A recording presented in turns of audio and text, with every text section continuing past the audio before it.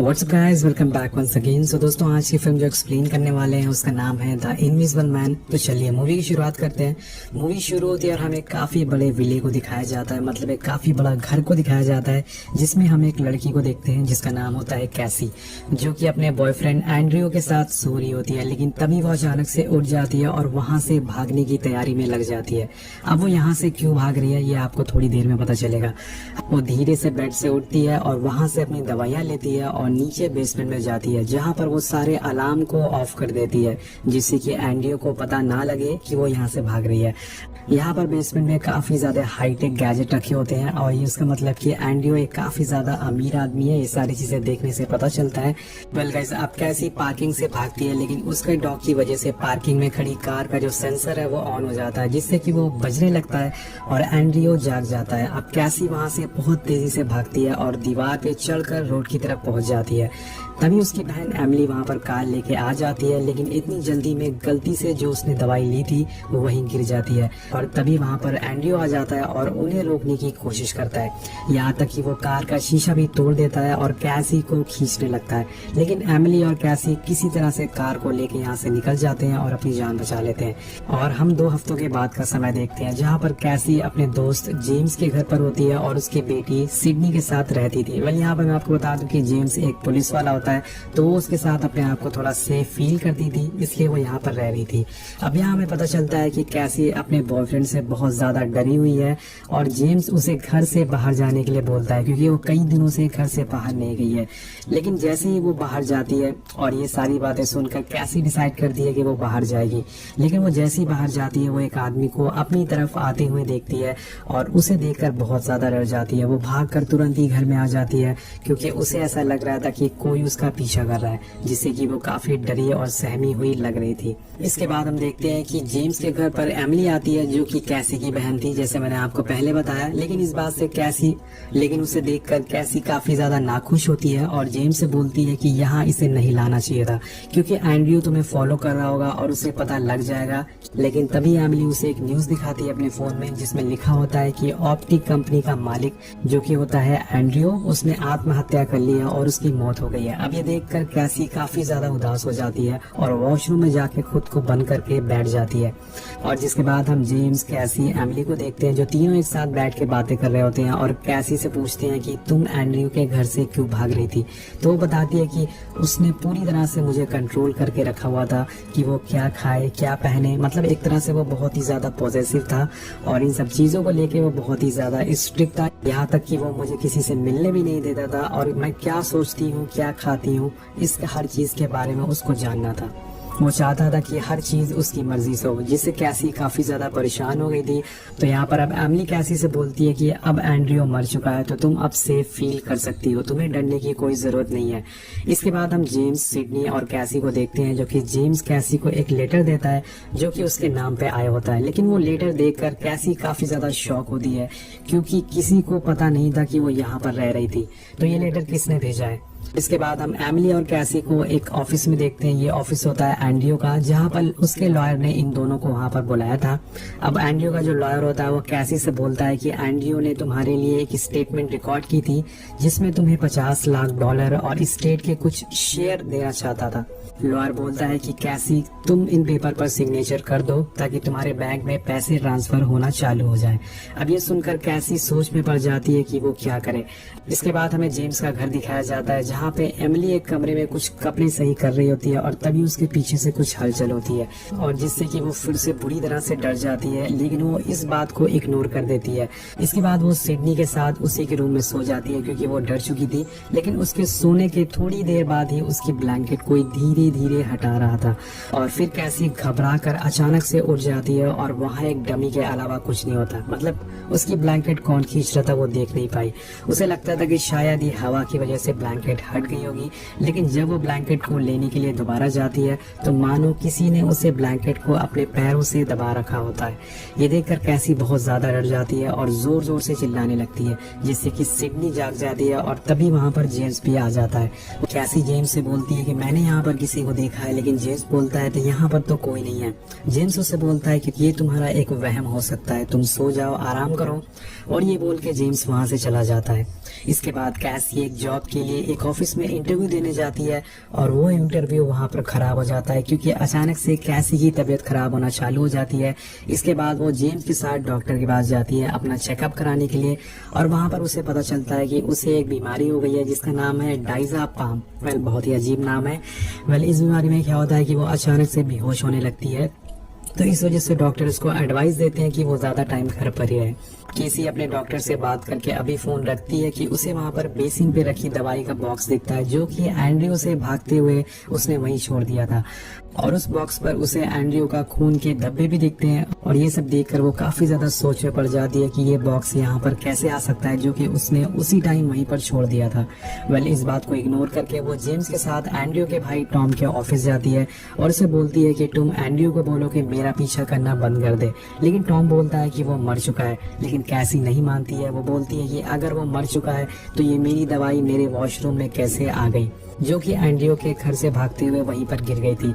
और यहाँ पर कैसी टॉम से बोलती है कि जरूर एंड्रयू ने गायब होने का कोई तरीका ढूंढ लिया है जिस पर वो काम कर रहा था, जिससे कि वो गायब हो सकता है और मुझे परेशान कर रहा है। कैसे बोलती है कि उसने बहुत सी चीजें इन्वेंट की है और इसने अब एक नई मशीन भी बना ली होगी जिससे कि वो गायब हो सकता है। वेल, इसके बाद हम देखते हैं कि टॉम कुछ पिक्चर्स दिखाता है जो कि एंड्रयू की डेड बॉडी की होती है और वो उसे प्रूफ करना चाहता था कि फाइनली एंड्रयू मर चुका है। लेकिन कैसी को ये सब देखने के बाद भी कहीं न कहीं लग रहा था कि एंड्रयू अभी भी जिंदा है। अब इसके बाद केसी वहां से एमिली के घर पे जाती है और उसे बात करने की कोशिश करती है, लेकिन एमिली उसके साथ काफी बुरा बर्ताव करती है। वो उसे बोलती है कि यहाँ से सीधा तुम अपने घर चली जाओ और ये सब देखकर कैसी को कुछ समझ नहीं आता। वो बोलती है कि तुम ऐसा क्यों कर रही हो। तो एमिली बोलती है कि तुमने मुझे सुबह एक मेल भेजा था जिसमें तुमने मुझे बताया था कि तुम्हें मेरा साथ बिल्कुल पसंद नहीं है। और ये सुनकर कैसी बहुत ही ज्यादा शॉक हो जाती है और बोलती है कि मैंने ऐसा कोई ईमेल भेजा ही नहीं है तुम्हें। लेकिन एमिली उस पर बहुत गुस्सा होती है और घर का गेट बंद करके उसे बाहर निकाल देती है। और जब कैसी घर आकर अपना मेल चेक करती है तो उसे वो ईमेल दिखता है जो कि एमिली को भेजा गया था, लेकिन उसने तो ऐसा कोई ईमेल नहीं भेजा है। तो ये ईमेल किसने भेजा है? वेल गाइस, ये आपको आगे पता चलेगा। अब ये सब देखने के बाद वो बहुत देर तक रोती है क्योंकि अब एमिली, उसकी बहन भी उसका साथ छोड़ चुकी थी। और फिर उसके रूम में सिडनी आ जाती है और पूछती है कि तुम रो क्यों रही हो। और तभी इनके बात के बीच में सिडनी को अचानक से कोई चाटा मारता है और वो रोने लगती है। यहाँ पर उसे ऐसा लगता है कि कैसी ने उसे चाटा मारा, लेकिन कोई इनविजिबल आदमी ने उसे ऐसा लग रहा था कि चाटा मारा है। अब कैसी बार बार उसे बोल रही थी कि उसने उसे नहीं मारा, लेकिन वो उस पर यकीन नहीं कर रही थी। तभी वो चिल्लाने लगती है और वहाँ पर जेम्स भी आ जाता है। वो जेम्स से बोलती है कि मैंने इसे नहीं मारा, ये सब जरूर एंड्रयू कर रहा है जो कि गायब होकर उसे परेशान करना चाहता है।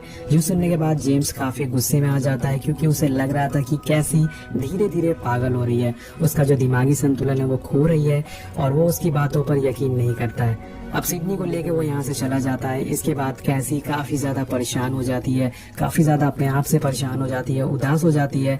तो वो किचन में जाके जोर जोर से चिल्लाती है और बोलती है कि आओ मुझे मारो, कहाँ छुपे हो तुम। इसके बाद वो अपने रूम में जाती है और दरवाजे पर उदास होकर बैठती है और पूछती है कि मैं ही क्यों।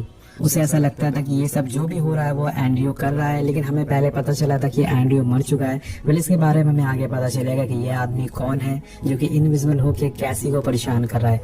और अब वो एंड्रयू के नंबर पर उसे कॉल करती है और वो कॉल लग जाता है। फोन की वाइब्रेशन सुनाई देती है जो कि ऊपर दीवार से आ रही थी। वो सीढ़ी लगा के ऊपर देखने जाती है और फिर से एंड्रयू के नंबर पे कॉल लगाती है और उसका फोन उसी जगह पे वाइब्रेट होता है। और जब वो फोन खोलती है तो उसमें उसकी और सिडनी की सोते हुए काफी सारी तस्वीरें होती है। इसके बाद वो यहाँ पे एक पॉलिथीन में रखा हुआ चाकू भी मिलता है और एक किताब भी मिलती है जिसमें किसी का घर का नक्शा बना हुआ था। तभी उसे वहाँ पर एक फोन से मैसेज आता है और जो कि अननोन नंबर से होता है और उसमें लिखा होता है कि सरप्राइज। और जब वो पीछे मुड़ के देखती है तो उसे कुछ आवाजें सुनाई देती है। जब वो नीचे देखती है तो उसे वहाँ पर किसी के होने का एहसास होता है। ऐसे वहाँ पर एक रखा हुआ पेंट उसी नीचे फेंक देती है जिससे कि इनविजिबल आदमी के ऊपर जाकर वो गिर जाता है और वो आदमी दिखने लगता है। और ये देखकर केसी बहुत ही ज्यादा डर जाती है, वो पीछे हट जाती है और जिसके बाद वो इनविजिबल आदमी का पीछा करना चालू कर देती है और किचन में पहुंच जाती है और देखती है कि उस आदमी ने पेंट को धो दिया है और फिर से अब वो गायब हो चुका है। तभी अचानक से दोस्तों वो आदमी उसका गला दबाने लगता है और उसे उठा कर ऊपर हवा में काफी बुरी तरह से मारने लगता है। और अब कैसी जैसे तैसे उसे बच के वहां से भागकर घर से बाहर जाती है और एक कार में बैठ के वहां से सीधा एंड्रयू के घर पहुंच जाती है क्योंकि उसे लग रहा था कि इन सब के पीछे एंड्रयू का हाथ है। और वहाँ पर उसे एंड्रयू का डॉग भी दिखता है। अब कैसी सारे सामानों को देखना चालू कर देती है कि क्या यहाँ पर कुछ अजीब चीज है। वो नीचे बेसमेंट में जाती है और वहाँ पर उसे एक मशीन दिखती है, और जब वो मशीन को चालू करती है तो हम देखते हैं कि वहाँ पर एक सूट रखा हुआ था जिसे पहनकर कोई भी इनविजिबल हो सकता था। मतलब एंड्रयू ने एक सूट बना लिया था, और इन सब के पीछे एंड्रयू था जो कि ये सूट पहनकर गायब होकर कैसी को परेशान कर रहा था।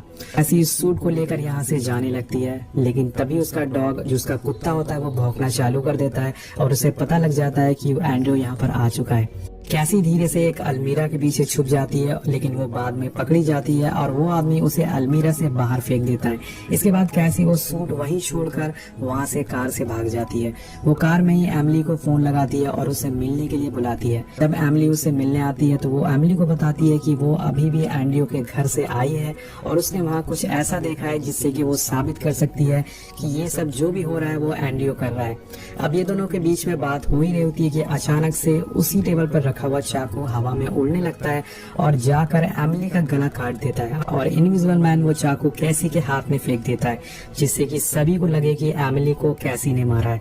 अब एमिली की वही मौत हो जाती है और इसके बाद वहाँ पुलिस आती है, एमिली को पकड़ कर ले जाती है। एमिली बार बार बोल रही थी कि उसने ऐसा नहीं किया है, लेकिन उसकी बातों पे कोई यकीन नहीं करेगा क्योंकि उसके पास कोई सबूत नहीं है। इसलिए अब एमिली काफी ज्यादा शोर मचाती है, तो उसे हॉस्पिटल में ले जाया जाता है और उसे बेहोशी का इंजेक्शन लगा के वहीं सुला दिया जाता है। एंड्रयू का भाई होता है और उसका लॉयर भी होता है, और यहाँ पर कैसी को लॉयर की जरूरत थी, पैसों की जरूरत थी, इसलिए वो उससे पैसे मांगती है। लेकिन वो लॉयर उसे बताता है कि एंड्रयू की कंपनी किसी ऐसे इंसान को पैसे नहीं दे सकती जिसमें क्रिमिनल चार्ज लगे हों। पैसे देने से मना कर देता है, जिसके बाद वो उसे कुछ पेपर पर साइन करने के लिए बोलता है, तो कैसी भी साइन करने से मना कर देती है और पेपर उठाकर वहीं फेंक देती है।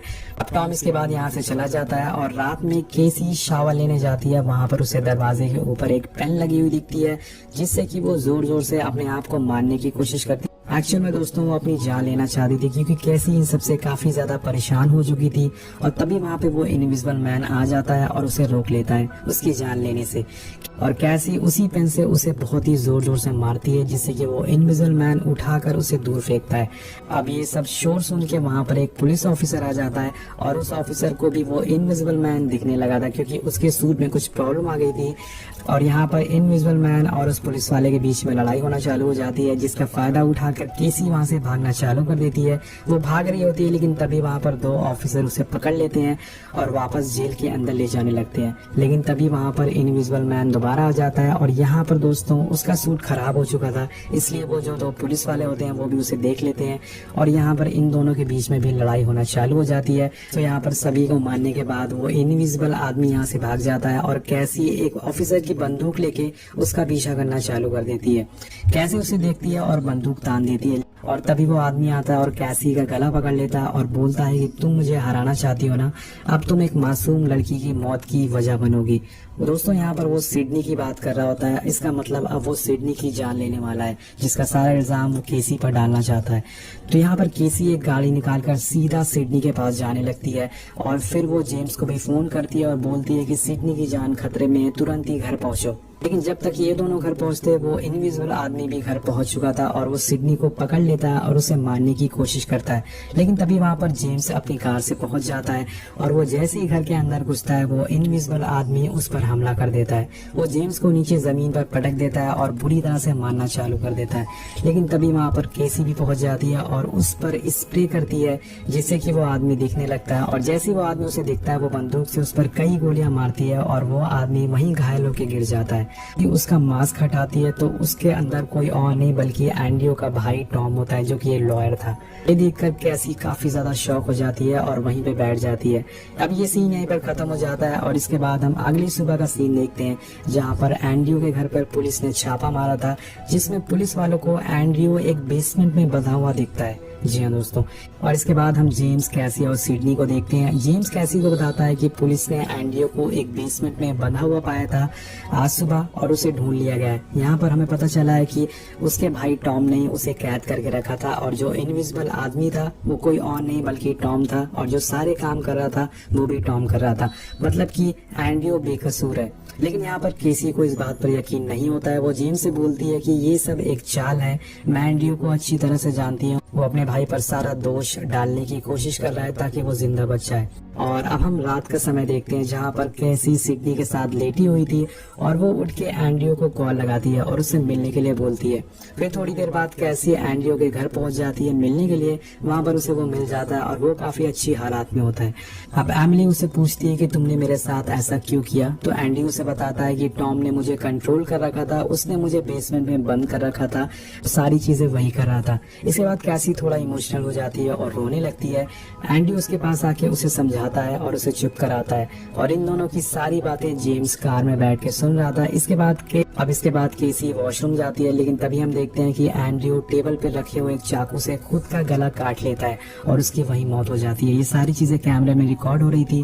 केसी जब वॉशरूम से वापस आती है तो ये देखती है कि एंड्रयू मर चुका है और वो जोर जोर से चिल्लाने लगती है। वो पुलिस कंट्रोल रूम में फोन लगाती है और यहाँ आने को बोलती है और तभी उसी टाइम जेम्स अपनी कार से भागकर घर की तरफ आता है और केसी काफी रोती है, लेकिन तभी अचानक से वो चुप हो जाती है और बिल्कुल नॉर्मल हो जाती है क्योंकि अब वो कैमरा के सामने से हट चुकी थी। जी हाँ दोस्तों, वो दिखाने के लिए रो रही थी ताकि वो कैमरा के सामने रो सके और जैसे वो कैमरा के सामने से हटती है वो बिल्कुल शांत हो जाती है। इसके बाद जेम्स वहाँ पर आता है और कैसी से पूछता है कि कैसी क्या हुआ। तो बताते हैं कि एंड्रयू ने खुद को मारा है और ये चीज सिक्योरिटी कैमरा में रिकॉर्ड हुई है। लेकिन तभी जेम्स की नजर कैसी के बैग पर पड़ती है और उसके बैग में वही ब्लैक इनविजिबल सूट रखा होता है जिसे पहनने वाला इंसान गायब हो सकता है। तो जेम्स समझ जाता है कि कैसी ने ही एंड्रयू को मारा है वो सूट पहनकर, और जिसकी वजह से उसे किसी ने नहीं देखा है और वो कैमरे में भी नहीं आई है। इसके बाद कैसी बिना कुछ बोले वहां से निकल जाती है और छत पर आ जाती है। वेल गाइस, यहाँ पर कैसी का बदला पूरा हो चुका है क्योंकि उसे एंड्रयू ने बहुत ही ज्यादा परेशान किया था। और वेल गाइस, आपको ये इनविजिबल मैन मूवी कैसी लगी नीचे कॉमेंट करके जरूर बताएगा। कोई और मूवी सजेशन देना चाहते हैं तो प्लीज नीचे जरूर दीजिएगा। मिलते हैं आपसे अगली वीडियो में। Thank you so much watching.